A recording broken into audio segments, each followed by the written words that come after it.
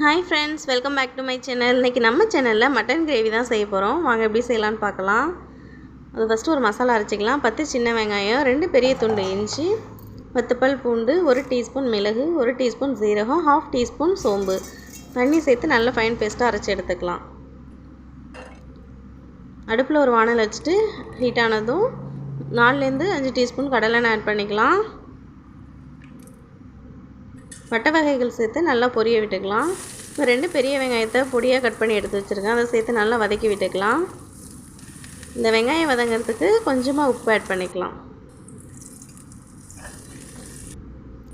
வெங்காயம் இந்த அளவுக்கு வதங்கினதுக்கப்புறம் அரைச்சி வச்சுருக்க பேஸ்ட்டு சேர்த்து பச்சை ஸ்மெல் போகிற அளவுக்கு வதக்கிக்கலாம். சின்ன வெங்காயம் அரைச்சி சேர்த்து செய்யும்போது மட்டன் கிரேவி சாப்பிட ரொம்ப டேஸ்ட்டாக இருக்கும். நல்ல கலர் சேஞ்ச் ஆகணும். இப்போ கொஞ்சமாக மல்லி இலைகளையும் கருவேப்பிலையும் சேர்த்து வதக்கிக்கலாம். ஒரு பெரிய தக்காளி கட் பண்ணி எடுத்து வச்சுருக்கேன், அதையும் சேர்த்து வதக்கி விட்டுக்கலாம். இப்போ மசாலா சேர்த்துக்கலாம். 1/2 டீஸ்பூன் மஞ்சள் தூள், 2 டீஸ்பூன் குழம்பு மிளகாய் தூள், 1 டீஸ்பூன் மட்டன் மசாலா. இந்த மசாலா எண்ணெயிலே நல்லா வதங்கட்டும் ஒரு 2 நிமிஷத்துக்கு.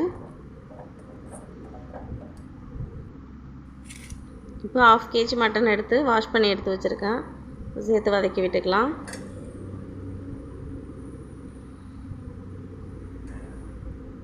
தண்ணி ஊற்றாமல் ஒரு 5 நிமிஷத்துக்கு நல்லா வதக்கணும். நீங்கள் குக்கரில் செய்கிற மாதிரி இருந்தால் தேவையான அளவு தண்ணி ஊற்றி ஒரு 5-6 விசில் விட்டு எடுத்துக்கலாம். இது இளம் ஆட்டுக்கறிங்கிறதுனால சீக்கிரம் வெந்துடும் அப்படின்றதுனால நான் வானலில் தான் செய்கிறேன். தேவையான அளவு தண்ணி சேர்த்துக்கலாம். உப்பு தேவையான அளவு சேர்த்துக்கலாம். ஆல்ரெடி உப்பு சேர்த்துருக்கேன் வெங்காயம் வதங்கும் போது. இப்போ கொஞ்சமாக உப்பு ஆட் பண்ணியிருக்கேன். தண்ணி சேர்த்து ஒரு 20 நிமிஷம் மூடி போட்டு வேக வச்சுக்கலாம். அப்பப்போ திறந்து கிளறி கொடுத்துக்கலாம். தண்ணி நல்லா வற்றி கறி நல்லா வெந்து வரணும். நமக்கு இப்போ ரெடி ஆகிடுச்சு. நல்லா தண்ணிலாம் வற்றிடுச்சு. வேணெல்லாம் மல்லித்தழை தூவினா சூப்பரான மட்டன் கிரேவி நமக்கு ரெடி ஆகிடுச்சு. சாதம் சப்பாத்தி எல்லாத்துக்கும்